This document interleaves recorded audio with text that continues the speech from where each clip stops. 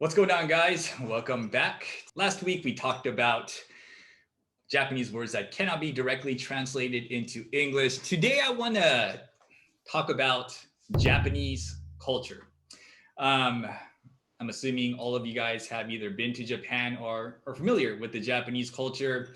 Obviously, it is very different from the culture here in the United States. So today, I would like you guys to share some of the interesting, unique things that you noticed about Japan. We'll take turns talking about what we thought was interesting, and everybody could just chime in and say whether you agree with it or not, disagree with it.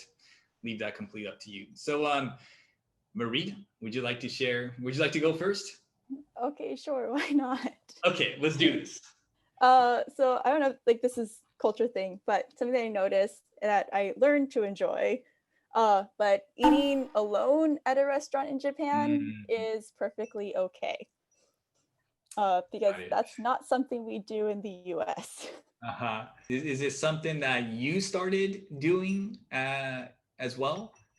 Well, you first definitely see it first with all the salarymen and the single seat booths, and just having also the counters where you can sit alone very easily.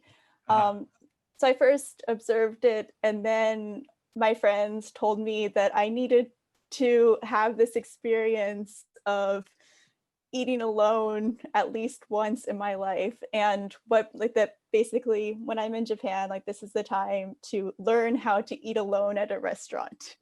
Gotcha. So can you quickly tell us what your first experience was like, which restaurant you went to, and how you actually felt eating by yourself at a restaurant? So it was, so the first time, I think it was actually at the airport, so that makes it even a little less weird. So it's to ease myself into it. It was at the airport, it was at the Chitose airport, and I had soup curry at Lavi's. And I had been there before, so that was also I was easing baby steps, easing my way into it.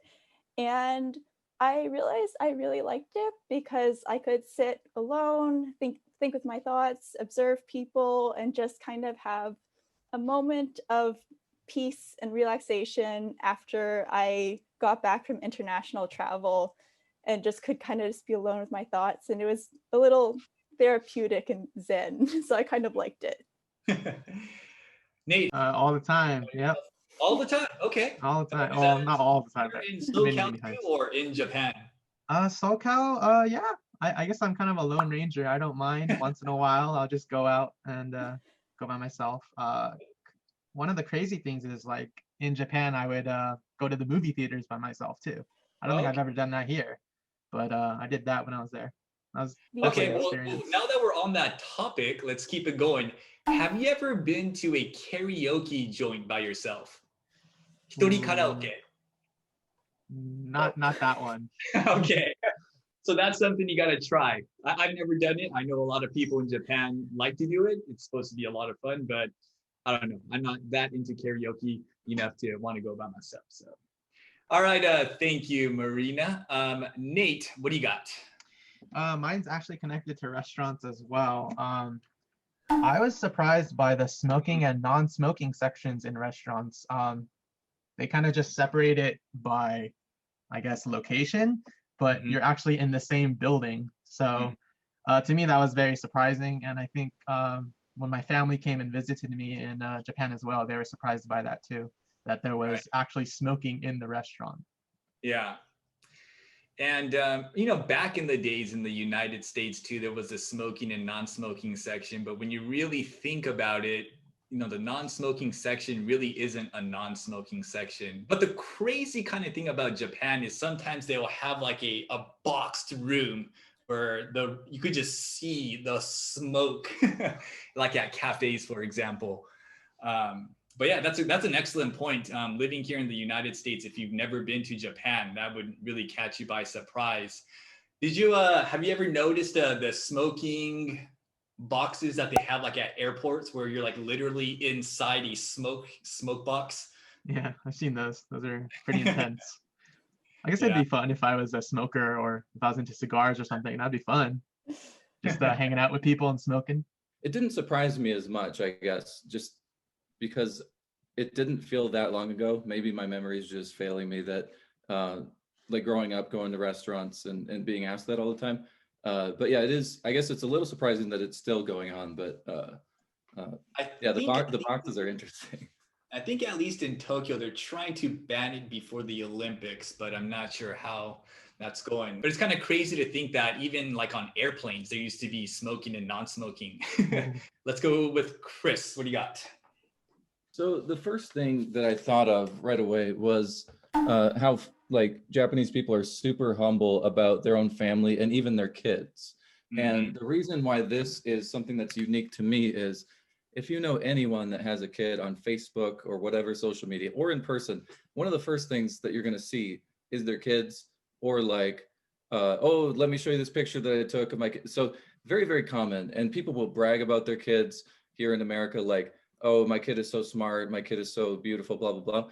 And in Japan, my experience has been mostly the opposite. It's like, my kid is very stupid, my kid can't do anything right. And it's a way of like, at first it kind of takes you aback a little bit, but it's kind of a way of being humble about yourself by being humble about your family and those around you.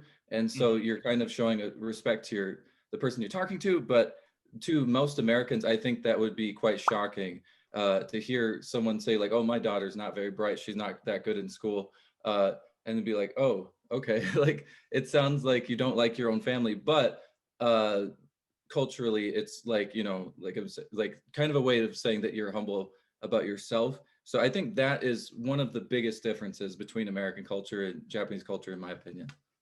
That's such a great point because, you know, I'll kind of bring this to Marina too, but isn't it kind of difficult when, let's say, for example, a parent is, you know, not speaking so highly about their kid and they say that to you? I think as Americans, sometimes you don't really know how to respond to that, right?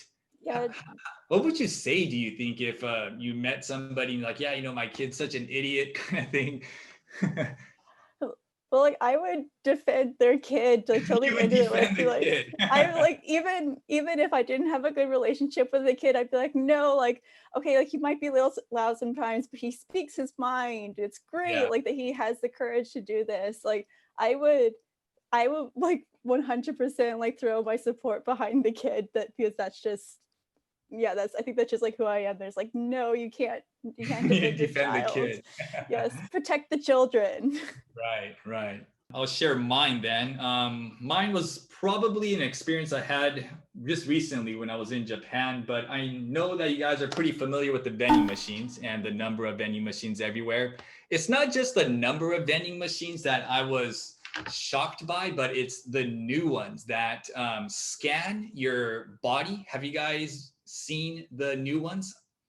So this is crazy. And I don't know how precise they scan you, but it's basically a giant screen and you touch it and they scan your body. I don't know what they're exactly scanning, but after they scan your body, they will recommend what type of drink your body needs at the moment. So if I am, let's say, for example, tired after a long day of work, it might be like a coffee or one of those energy drinks, or sometimes it might be a tea. So I did that a couple of times. I always ended up getting coffee. So I don't know if it's a promotional kind of thing or I was just like tired, but I thought that was kind of a trip. I've never seen anything like that before. Okay, let's go one more then, guys. Let's go one more each and we'll wrap it up for today. Marina, do you have your second one written down? I do. Okay, so, go ahead. My second one basically you go to a clinic or the hospital anytime you feel slightly unwell in Japan. Great point. I mean, this goes into like the difference in like health insurance and healthcare in the US versus Japan. But I just remember I had would have a slight cough, slight sneeze. Someone go, have you gone to the hospital yet? I was like, I don't need to go to the hospital right now. I can deal with it. I can get the medicine and make myself better. But it was weird having that reaction from people. it did show that they cared, but at Mhm. the same time, I was like, I'm not allowed to go to the hospital right now. I can just go to the drugstore and pick up some like Tylenol or something like that and deal with it. Right. But it was great when I finally relented, went to the ENT and got taken care of with Japanese health insurance, and that was lovely. Yeah, it really is kind of strange in the beginning. I could totally relate to that because, right, at least here in the United States, if you caught a cold and you went to the hospital, for example, or your primary care doctor, they would look at you thinking like, what are you doing here? You have a cold, get out of here, right? You would like definitely get a strange look. I experienced the same thing when I was in college. Nate, did you ever experience anything like this where they told you to go to see a doctor? Yeah, they did often, but I was kind of I guess stubborn or resilient, and I would just say, "Oh, it's a cold. I'll get over it." And I would kind of just go through it. But they would always recommend like, "Oh, you should go to the doctor like right away." So unfortunately, I didn't listen to their pleas, but yeah, I was asked to go to the doctor many times. Yeah, I think just as Americans, we're just taught that you don't go to the hospital if you just have a cold. You just stay home and you take care of yourself. You drink some liquids, you get some rest, and you just take care of yourself. All righty. Nate, how about you? I'm kind of unsure about this one, but is this true in Japan? Spiders are good luck. When I would be, I don't know, I guess going around, or if I was at a restaurant, it'd be a really nice restaurant, but on the outside there would be like cobwebs, like big cobwebs and spiders. Maybe it was because I was in kind of the countryside, but for me, I was like taken aback. I didn't realize like maybe they want to keep the spiders there because they're good luck, and I'm not sure. Have you heard about that? I have never heard about spiders being good luck. Chris, have you heard about this superstition? Mm-mm. Marina? Oh, No. Nate, maybe I don't know some what kind viewers of can friends chime or in. people you hang out with, but Well, we'll find out soon. But yeah, it was strange to me too. I didn't realize, but there are just I asked my friends like when I was there, I was like, how come there are still spiders out there? Or how come there's so many cobwebs right there? And they said, oh yeah, like we don't do anything to the spiders, like we leave them there. the Um, only thing I could yeah. think about with spiders, and I don't know if this is a Japanese thing or an American thing or just a universal thing, but one thing I do remember growing up is you don't kill spiders, at least in your house, because they catch all the other insects and they eat them. So it's good to have them around, especially if you have like mosquitoes and some random insects flying around. You got that spider taking care of it for you, so you never kill a spider. Is now I kind of vaguely remember that growing up. Marina, you're kind of nodding your head there. Is that something that you were also taught growing up? Well, like like I have this very distinct memory. There was a spider that lived on our porch. It was this like, big spider. I really didn't like it, and I kept on like asking my dad to like do something about it. And he was always like, he's like, well, like mosquitoes are so much worse, and like there's so many other bugs that you don't like, so just leave the spider there, and he'll take care of that. And I was like, I don't like that answer. But that's what my dad would tell me. I now like thinking back, I don't know if it was because like he didn't want to deal with that huge spider, or Okay. That was his excuse, huh? maybe, Yeah. maybe. All right, Chris, what do you got? So very little interaction between strangers. I think this is very different from the US and maybe pretty unique about Japan. But like here, if you're like waiting in line at a gas station or you're at a restaurant, wherever, even if you don't know the person, if they're wearing a shirt that you like, or if they're wearing a sports jersey that you recognize, you can have a conversation. Even if it's a sports rival, you can have sort of suddenly have a rival like conversation with someone you've never met before, and it's not considered weird.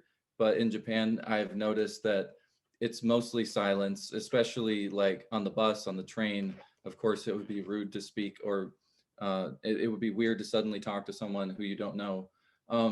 There are situations here where it's weird to talk to people who you don't know, of course, but the line is definitely in a very different place over in the US.